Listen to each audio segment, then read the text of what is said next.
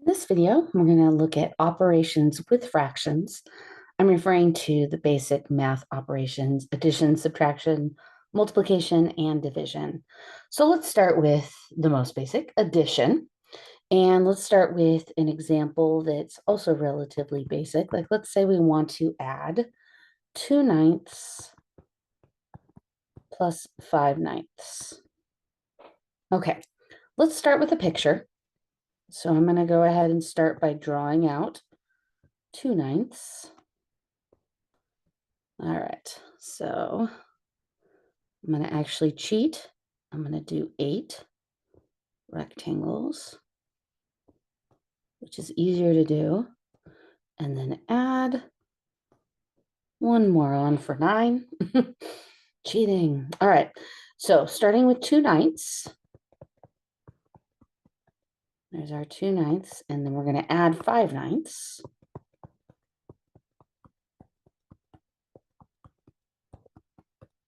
Giving us a total of 7/9. And of course, I hope we notice that all we really needed to do was add the two numerators. By adding the 2 and the 5, we get 7. Denominator stays 9 because that's how many pieces the whole is divided up into.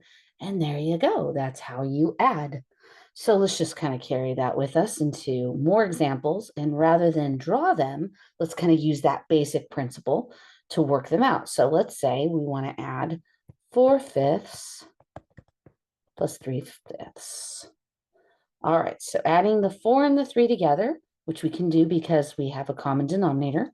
Sorry, let me go to red. It is going to give me 7/5, which is an improper fraction, which we talked about in the last section. So let's change that into a mixed number, which means I'm going to divide 5 into 7.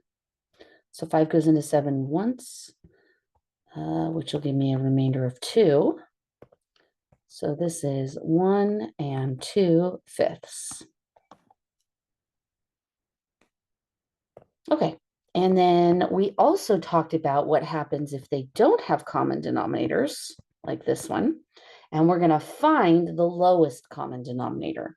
In this case, as I mentioned previously, because 4 and 7 don't have any factors in common, there isn't a number that goes into both of those, we can simply build up the fractions using the fundamental rule by multiplying both of them by a constant, both the numerator and denominator. So for the first fraction, I'm going to multiply top and bottom by 7, which gives me 7/28. The second fraction, I'm going to multiply top and bottom by 4, which will give me 12/28.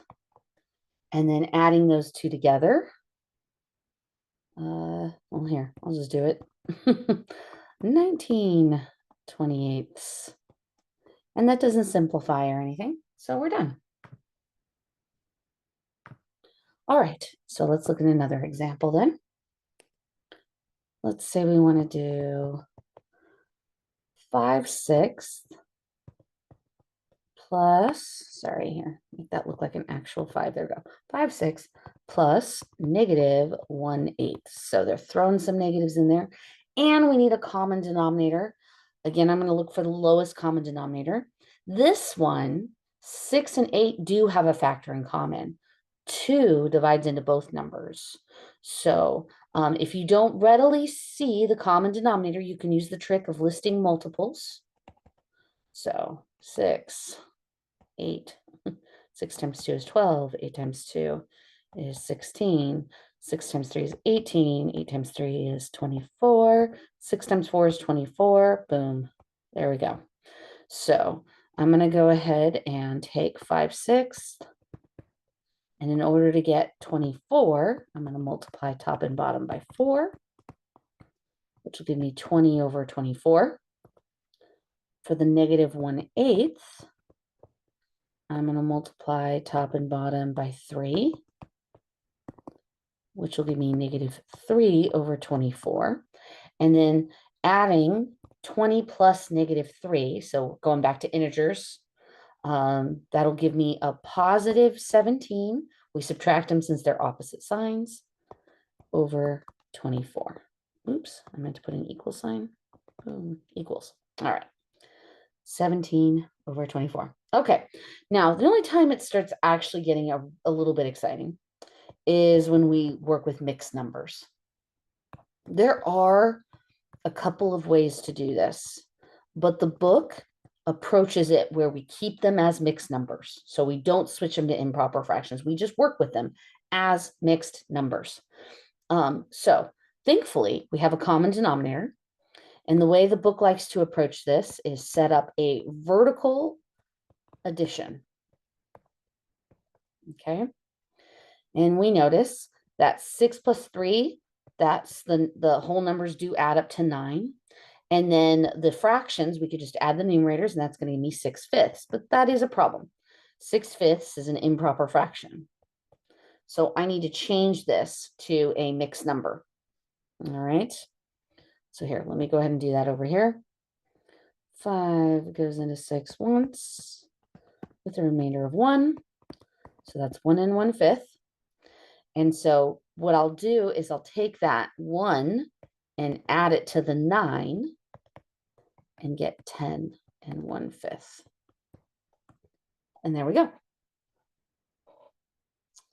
Okay, let's try another mixed number. 3.5 plus 5 2/3. Okay. Unfortunately for this one, we don't have a common denominator, so we need to do that. However, 2 and 3, they don't have any factors in common, so we're going to multiply each fraction by the opposite denominator. All right, so let me start by setting it up vertically. 3.5 plus 5 2/3. So I'm going to multiply the 1/2 by 3, and that's going to give me 3 3/6. And then I'm going to multiply the 2/3 by 2, which gives me 5 4/6. And now I'm going to add them together. If you want to pause the video and do this real quick yourself, just to verify that you're able to do it independent of me, that'd be great. But if you don't feel comfortable with that, let's just go ahead and continue. 3 plus 5, that's 8. 3 plus 4 is 7 over 6. Okay, so we have a problem, the improper fraction. We need to change that. 6 goes into 7 once with a remainder of 1. So this is 1 1/6. And I'm going to add the 1 to the 8. And here, I'm just going to do that without showing that. So the 1 and the 8 is going to give me 9 1/6. All right, and that is addition. Thankfully, subtraction is pretty similar.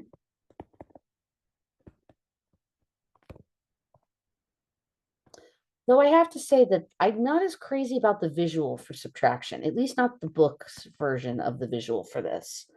So the book demonstrates like when you subtract two fractions like 1/2 and 1/6, they individually draw 1/2 and 1/6. In fact, they actually did that for the addition as well. They did two separate fraction drawings and then brought them together as one, counted how many there were. And that works fine for addition. I just use the two colors to kind of indicate the difference. But for subtraction, it does seem a little bit odd to me to draw two separate rectangles. So I'm still going to work with one rectangle. I feel like that just makes more sense. We're starting with 1/2.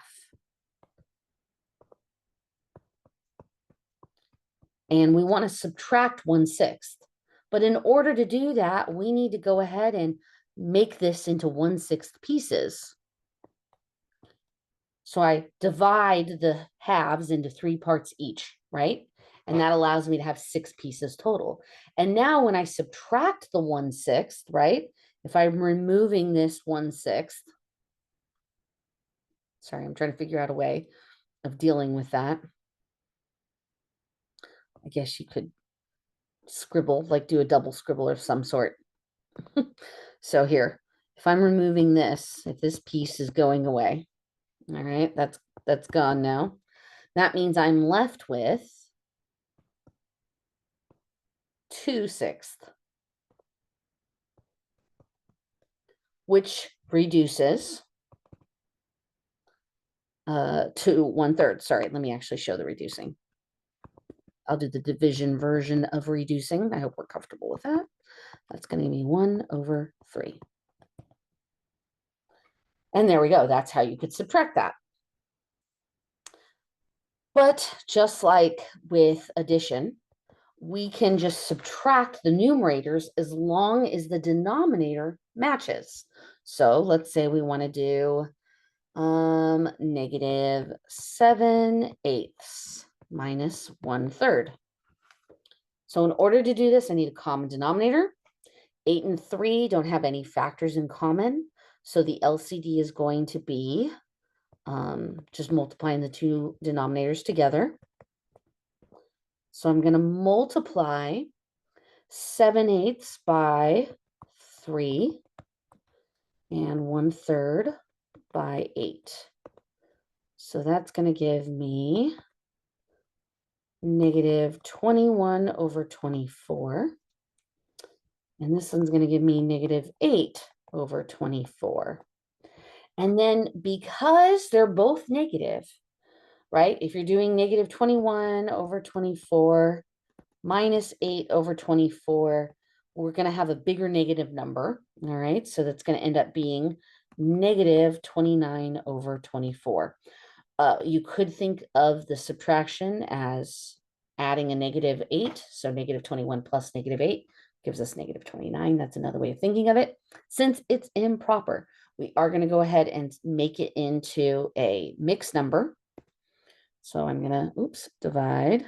Okay, thank you. I'm going to go ahead and divide. Oh, sorry, my computer's lagging again.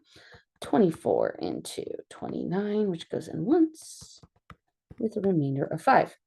So this ends up being -1 and 5/24. All right, let's do one more where we have to deal with the negatives and positives again. It just kind of gets thrown into these problems. So let's do -2/3 minus -1/4. All right. No factors in common on those denominators. So we're going to go ahead and get a common denominator by multiplying by the opposite. So we're going to multiply the first fraction by 4, the second fraction by 3. First fraction is going to be 8/12. Second fraction is going to be 3/12.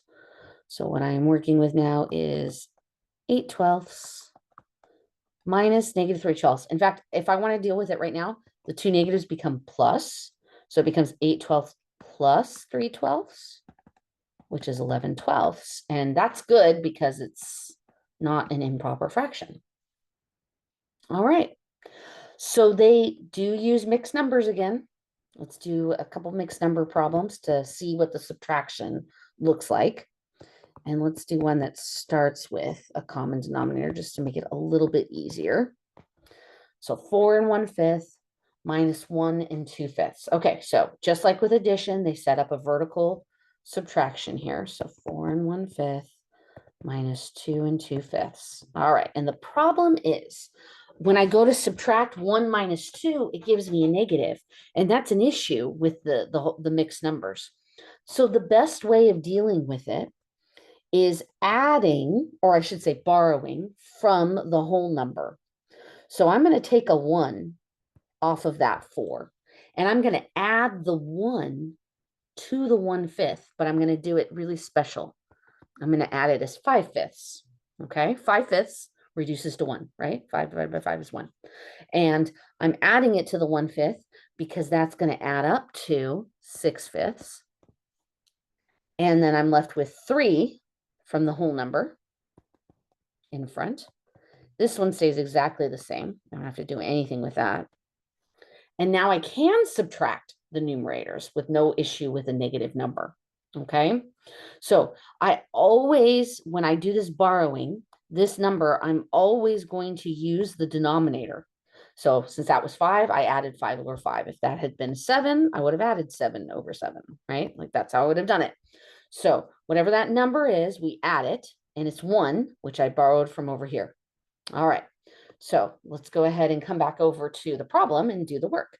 So 6 minus 2 in the fraction is going to be 4/5. 3 minus 2, that's going to give me 1. And there we go.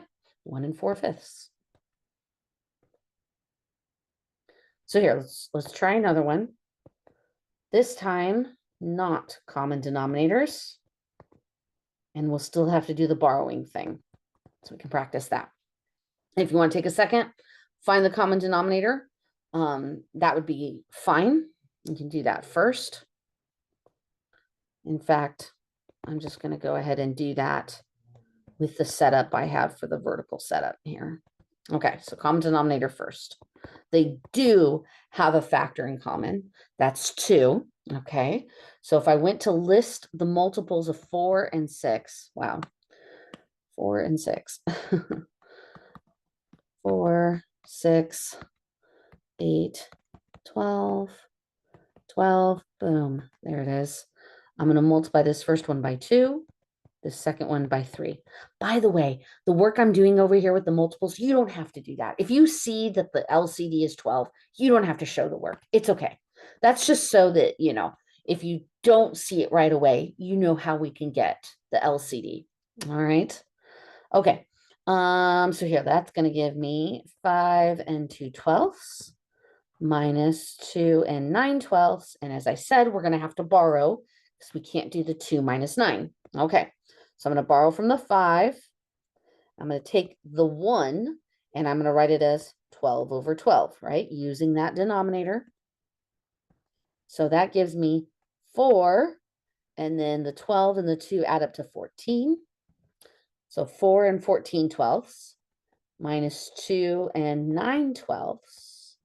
And now I can do 14 minus 9, which is 5/12. And then 4 minus 2 is 2. And there we go. That's how you use the mixed numbers and stay as a mixed number.